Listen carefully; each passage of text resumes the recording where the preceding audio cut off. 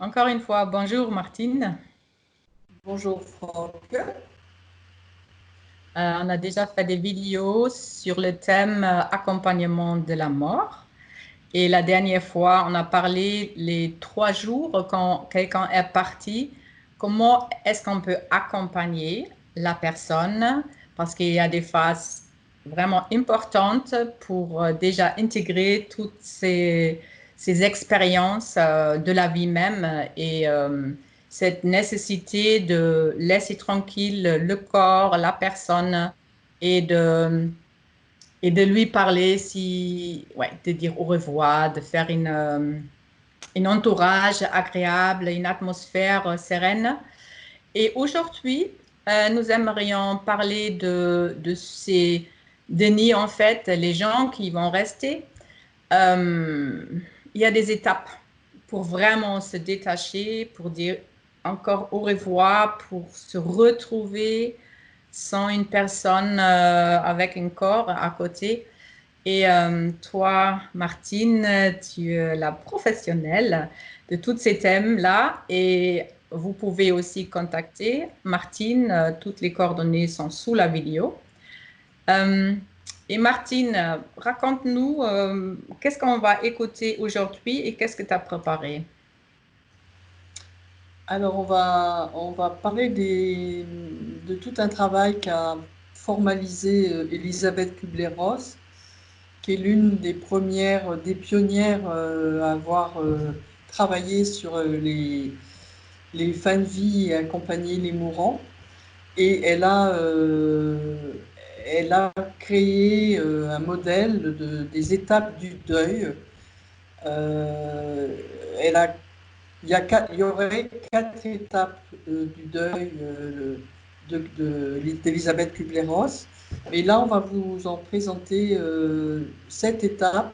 On a été un petit peu plus loin, plus précisément dans ces étapes qui sont intéressantes à connaître parce que lorsque l'on vit un deuil, on peut identifier à quel moment on est ce que l'on vit.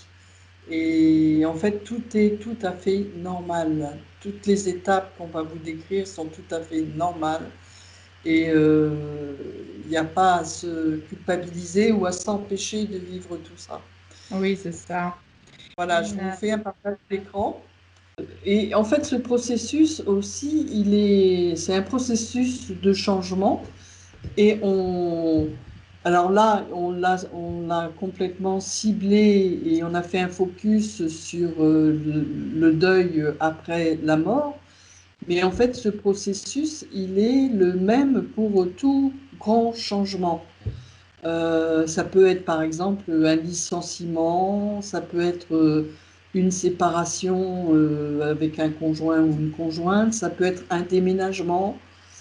Enfin, tout changement, en fait, repasse un peu par ce processus. Donc, c'est intéressant de le connaître.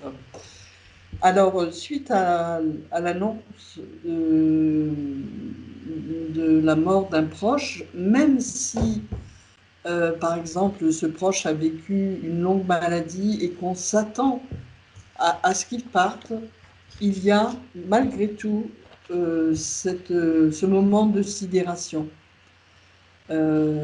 qui est lorsqu'on apprend, ben voilà, la personne est morte, et là, on se rend compte que avant que la personne meure, on était en relation avec cette personne.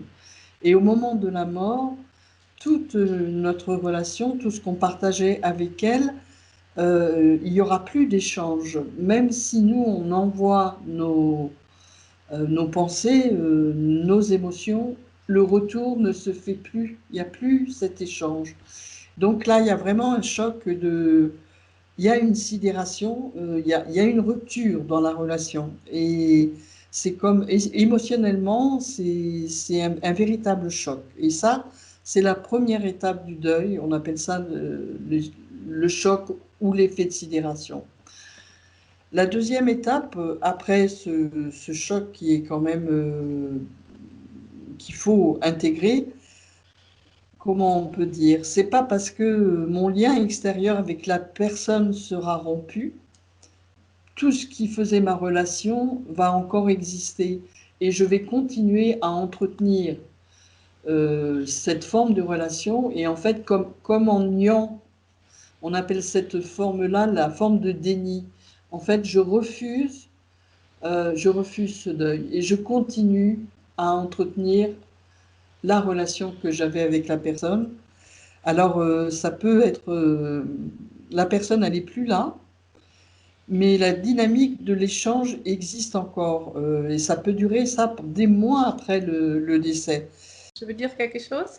Oui, Je pense on le fait souvent avec les événements, les situations, avec beaucoup des émotions.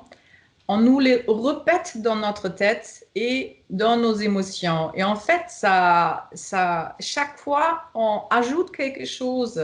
Alors, le moment, l'émotion, normalement, est plus là, mais parce que avec nos pensées, on fait le lien, et ça, c'est quantique, hein, on va nous mettre au moment, on a vécu quelque chose, peut-être aussi agréable, et aussi le moment où cette personne est partie. Euh, En fait, ce sont des univers parallèles ou des bulles parallèles parce que le moment où je vais mettre mes émotions avec mes mémoires ensemble, en fait, tout mon corps, tout mon être va vivre la même chose. Et on le fait toujours parce que nous sommes très forts dans le passé ou dans le futur. Et c'est aussi une de nos buts sur Terre de plus en plus nous ressentir en chaque moment dans notre corps, dans l'instant présent. Et c'est exactement qu'est-ce qui se passe aussi dans cette phase-là. On ne peut pas lâcher, hein, c'est ça. on ne peut pas lâcher. Et c'est dans cette phase-là qu'on va, par exemple, sentir, aller sentir les vêtements de la personne, toucher ce qu'elle avait touché, ou prendre un de ses vêtements et le mettre, ou on va essayer de, par exemple, d'entendre sa voix, s'il y a des enregistrements. On va tout faire encore pour créer de manière fictive, mais ce lien. Alors ça va passer par les odeurs, par le son, par tous nos sens en fait. On va essayer de faire perdurer ce lien et cet échange. Il va y avoir à ce moment-là, alors c'est selon les tempéraments, mais on va avoir besoin de parler de la personne. Et bien souvent, on constate que les gens autour, au début, oui, ils sont là pour écouter, vous écouter, et à un moment donné, ils vont se lasser. Mais c'est pas grave, il faudra encore et encore et encore en parler tant que ce sera pas vidé. Hein. Il faut trouver des oreilles attentives et un cœur ouvert pour cela. Voilà, c'est des étapes, et ça peut durer. Bon, en général, ça dure de 6 à 10 mois, mais parfois ça peut durer longtemps. On peut rester dans cette frustration de ne plus rencontrer l'autre. Voilà, donc ça, c'est l'étape du déni. Et après cette étape, et là, c'est la place à la colère. On va vivre de la colère. Et la colère, elle va s'exprimer. Alors là, de multiples façons, hein. Ça peut être la colère après la personne qui est partie, avec ce sentiment d'abandon, pourquoi tu m'as laissé. Euh, voilà, par exemple, on voit souvent ça dans les couples, quand l'un ou l'autre avait une tâche bien particulière, l'autre qui reste tout seul se retrouve à assumer la tâche que l'autre avait accomplie pendant l'union. Et bien souvent, là, ça va être des colères, mais phénoménales après la personne qui est partie. Parce que, voilà, le sentiment d'abandon, de trahison, en fait, on avait prévu, par exemple, dans un couple, de faire tel ou tel projet, de réaliser telle chose, et il n'était plus là. Enfin bon, voilà. Donc, ou alors une perte d'enfant, quand c'est un enfant Là c'est vraiment terrible. Là, c'est la colère en général contre la terre entière, c'est la colère contre Dieu si on pense à Dieu, enfin si on est en relation. Donc ça, c'est une étape qui est indispensable parce qu'en fait, elle fait place, comment dire, elle signifie qu'on a intégré la disparition de l'autre. Donc cette colère, elle est saine et elle doit être vécue. Ensuite, après la colère, une fois que, ben oui, qu'on a tout cassé, qu'on a crié après tous les dieux, ou qu'on se fâche après les éléments, c'est pas pour autant que la personne revient. Donc là, il y aura ce phénomène de dépression, euh, d'intégration de l'expérience, et après la colère va vraiment y avoir la tristesse. Quand la colère ne va plus nous animer, c'est la tristesse qui va envahir la personne. Et ça, on ne peut pas faire des frais de la tristesse aussi. C'est dans notre être psychique, c'est aussi une étape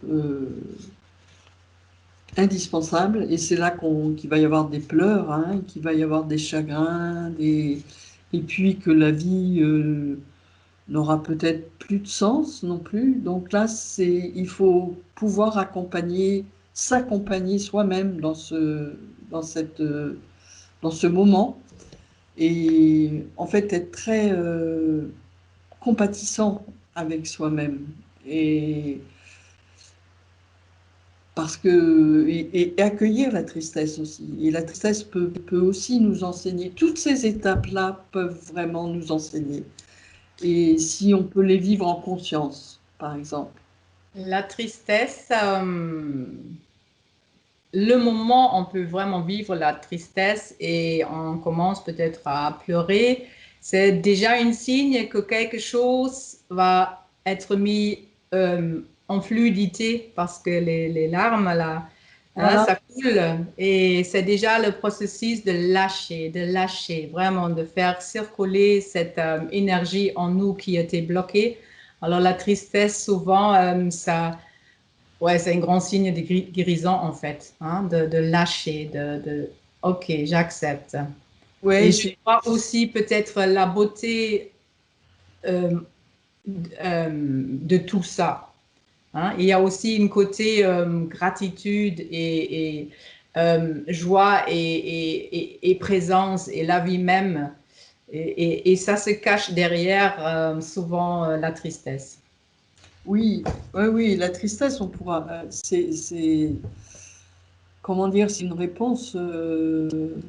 Oui, comme tu dis, c'est là une intégration de l'événement, vraiment après toutes ces étapes. Et oui, l'être, bah, ça va toucher l'eau dans le corps, hein, quand tu dis, voilà, il y a des larmes, il y a les larmes et tout ça, on rend. Il y a une transformation de l'événement dans tout l'être. Et ça peut être abondant aussi, hein, si on l'accueille, si on peut l'accueillir vraiment. C'est, voilà, c'est des étapes où il faut, quand on les reconnaît, ne pas lutter contre, dire, parce que les gens autour de vous ou de nous, et souvent nous-mêmes, on aura tendance à dire, allez, ressaisis-toi, allez, fais ceci, tu vas pas rester dans cet état, etc., etc. Mais non, il faut que ça passe, il faut vivre cette tristesse, et on peut pas, il y a un temps pour tout. Et après cette tristesse, donc ce phénomène de dépression, on va remonter aussi doucement, doucement, doucement. La vie va reprendre son cours, et puis il va y avoir l'intégration très souvent à ce moment-là, après la tristesse, il y a l'intégration de la présence de l'autre à l'intérieur de nous-mêmes, qui ne nous quitte plus. Et ça, si on peut arriver à cette étape-là, c'est un moment magique. parce que tout ce que la personne nous a transmis, tout l'héritage qu'elle nous a laissé de ses valeurs, de son être, sont absolument présentes tout le temps, tout le temps, tout le temps. Et il y a cette absence physique qui devient une présence subtile intérieure qui peut être bon, quand on le vit, c'est incroyable. Donc, Oui, et en fait, je pense que c'est le but de toutes nos relations proches, yin-yang, féminin, masculin. Alors, on cherche quelque chose qu'on n'a pas encore trouvé en nous-mêmes et on donne cette projection, on va le projeter sur l'autre. Alors, l'autre va prendre ses forces, ses faiblesses, tout ce que je ne me permets pas de vivre. Et quand cette personne est partie, euh, c'est un grand enseignement pour, à la fin, on a compris comment ça marche. On a vu pour des années que ça marche chez l'autre. Et peut-être on a déjà appris aussi de le faire, hein, vraiment de se donner les caractères, les façons à faire à l'une à l'autre. Alors, souvent, c'est le but pour une couple. Nous sommes assez différentes, mais parce que on a tombé amoureux, c'est une relation très très proche. On aimerait apprendre les autres façons de vivre. Et comme tu dis, c'est une grande richesse parce que si quelqu'un est parti, euh, oui, là, on va retrouver les choses en nous ou pas.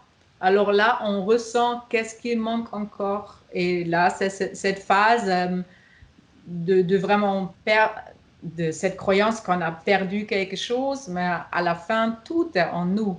Nous sommes yin-yang en nous. Nous sommes une être divin complète, quelque part en nous. Et si on veut retrouver toutes ces ressources, c'est aussi à partir de cette source en nous, à partir de cette essence qui est toujours là. Et ça va nous remettre en face de nous-mêmes aussi. Et c'est oui, je pense, en fait, c'est une des grands enseignements sur Terre qu'on apprend, hein. ouais, ça rejoint l'idée de séparation que l'on a quand on est euh, incarné bien physiquement et que l'on pense que tout est séparé, que l'on est séparé des uns et des autres. Mais lorsque l'on arrive à cette étape d'intégration vraiment de tout cela, on, on vit vraiment que la séparation n'existe pas. Et ça rejoint aussi un peu cette théorie en physique quantique qui dit que euh, lorsque deux éléments ont été liés, on ne peut jamais les séparer. Ils ne sont jamais séparés, même à 100 000 galaxies plus loin. Ces éléments qui ont eu une force de cohésion d'amour, Oui. voilà, restent liés. Et bon, voilà, c'est important de voir que dans la physique quantique, on retrouve aussi beaucoup de ces notions. Donc ensuite, Oui, oui, attends, tu as parlé de cette loi de l'intrication et juste pour vous donner une idée de la méthode de 2 points, euh, les choses, on pense, ils ne sont pas en nous comme des expressions actives parce que l'autre a fait toujours ce part-là dans notre vie ensemble. Avec la méthode de 2 points, on peut le demander pour faire intégrer, hein, c'est toujours cœur à cœur, l'état d'être de soi-même, la main gauche, c'est une possibilité, on peut le faire autrement. Ça, c'est moi. Et avec l'autre main, je peux demander euh, tout ce qui me manque là à l'extérieur maintenant et les caractéristiques et les forces de l'autre euh, qui veulent se mettre vraiment dans l'autre main. Et après, on va faire intégration de toutes ces belles ressources en soi-même. Et il y a plusieurs intentions qu'on peut imaginer faire avec la méthode de 2 points, mais ça va accélérer le processus et je le vis activement. Je ne vais pas attendre que quelque chose dans la vie va me faire comprendre, mais je vais activement le faire intégrer et mettre en conscience. Ouais, c'était juste pour Ouais, dire mais c'est... qu'on peut travailler avec les deux points. Oui, et à tout moment. Oui, à tout moment. Et bon, on a ensuite de cette, si l'on regarde encore ces courbes, on voit que bon, tout ça prend un temps plus ou moins long hein, pour chacun. Il n'y a pas de date de durée fixe et chacun est différent, donc chacun va vivre plus ou moins ses étapes de manière plus ou moins longue. Et donc ensuite, après, il y aura vraiment l'intégration de cette expérience avec ce lâcher prise et accepter pleinement voilà, ce qui a été vécu. Et tous ces partages vont devenir un tremplin pour continuer la vie, quoi. C'est quelque chose, c'est comme un relais de flambeau. On repart, on continue son chemin. Et il y a plus, voilà, il y aura plus ouais, ces différents moments d'émotions très très fortes. Et voilà, ça c'est plus ou moins les différentes phases de deuil. Alors, ce qu'il faut savoir aussi, c'est que parfois les gens on peut rester bloqué dans une des phases toute sa vie. Ouais. Et c'est comme si on retient quelque part quand ça arrive. Hein, bon, bah, ça veut dire que on laisse pas la vie faire son travail, on laisse pas la fluidité des événements venir nous emporter, nous bousculer, les rencontres qu'on peut faire ou les situations qui vont se présenter qu'on va refuser pour une raison ou pour une autre. Voilà, il faut savoir qu'on peut rester dans une de ces situations et qu'il est possible, effectivement, aussi avec la méthode des deux points, entre autres, et d'autres méthodes. Hein, ce qui est important, c'est de cibler quelle émotion est vécue à ce moment-là, qu'est-ce qui se passe à ce moment-là, bien identifier pour pouvoir permettre le déblocage de cela. Oui, merci. J'aimerais encore une fois raconter quelque chose de plus personnel. Euh, et ouais, alors ma mère, elle était mariée, après remariée, et maintenant elle a déjà 78 ans. Mais toutes les peut-être derniers 15 ans, il y avait des hommes, mais quelque part, les hommes ont mourir plutôt que elle. Et elle a fait ses phases de deuil et elle a repris la vie pour rencontrer une autre personne. Elle est assez dans l'instant présent. Elle vit vraiment ici et maintenant et elle peut toujours voir les choses positives dans chaque chose. Et qu'est-ce que je voulais dire? C'est quelquefois, elle a retrouvé un compagnon, une personne à vivre avec assez vite.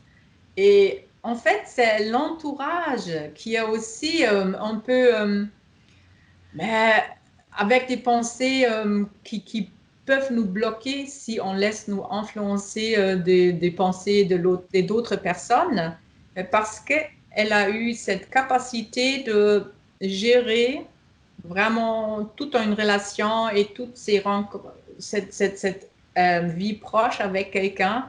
Elle pouvait vraiment euh, remercier, le intégrer et assez tôt, elle était prête pour accueillir une autre personne et souvent, c'est la vie même qui va nous faire apprendre, OK, maintenant c'est plus Paul, c'est maintenant Pierre Et après 2 semaines, après 4 semaines, pour tout le monde, c'est normal.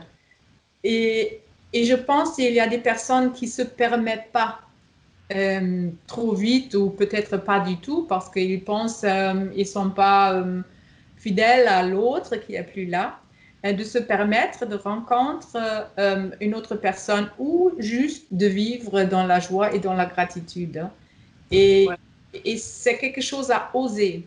Oser le faire parce que tu vis maintenant. Et il n'y a rien, il n'y a aucun jour à perdre. Il y a le moment pour toute phase. Mais si, il y a aussi cette envie de recommencer pleinement la vie et de peut-être découvrir d'autres choses, avoir le temps pour développer quelque chose, ce n'était pas possible avant. Je peux dire, ah, faites-le, c'est maintenant, on peut vivre et on peut vraiment apprécier tout ce qu'on a parce qu'on on sait rien sur le futur et on sait le passé, c'est passé. Ouais. ouais, là tu touches aux croyances, aux contrats que la personne a pu passer et se croit est en loyauté avec son contrat. Bon, ça s'explique, hein, psychologiquement, on explique très bien tous ces phénomènes de rétraction, de dépression, de s'empêcher de vivre. Et ouais, c'est un très bel exemple, en fait. Il n'y a pas de... Voilà, il n'y a pas la vie, elle est. La vie, elle est, et elle Ça. doit... Elle circule, et elle doit... Oui, magnifique, Martine. Là. Merci beaucoup, Martine Lusplot. Et je vais mettre toutes tes coordonnées sous la vidéo. Et à une prochaine fois. Oui, Hein? merci beaucoup. Au revoir.